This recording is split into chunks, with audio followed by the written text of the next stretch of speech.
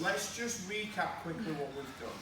Okay, so we've got into mount position, we've punched them, we've got into that gift wrap, we've then taken the back. Once we've taken the back, we understand that we need to get our leg hooks in pretty quickly because that's what's going to help us keep control of back control. If they posture up, we're then going to the seatbelt sections next.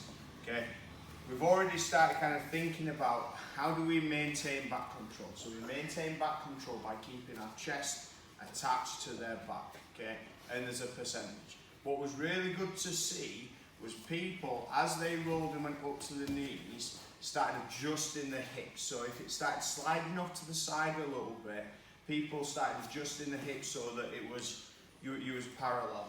Yeah, so your front was in line with the person's back.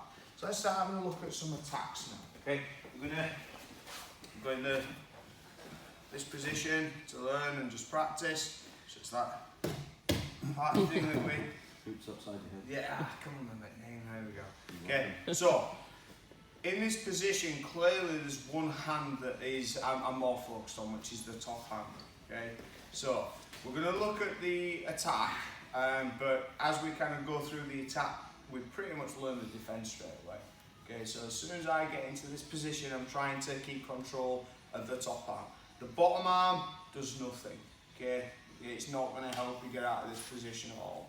Okay, if I grab the toes, what's exposed? Neck. Neck, yeah. So everyone wants to fucking grab a toe, shit like that, but you just get choked out. Okay.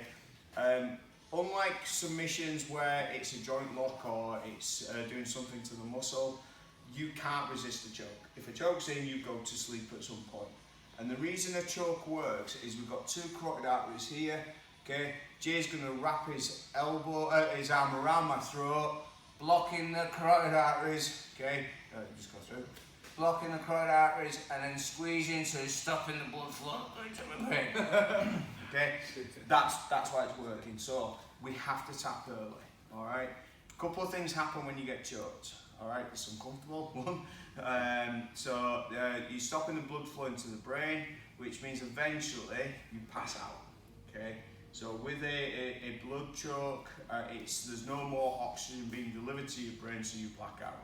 Okay, at that point, hopefully your partner realises that you're no longer fighting and lets go.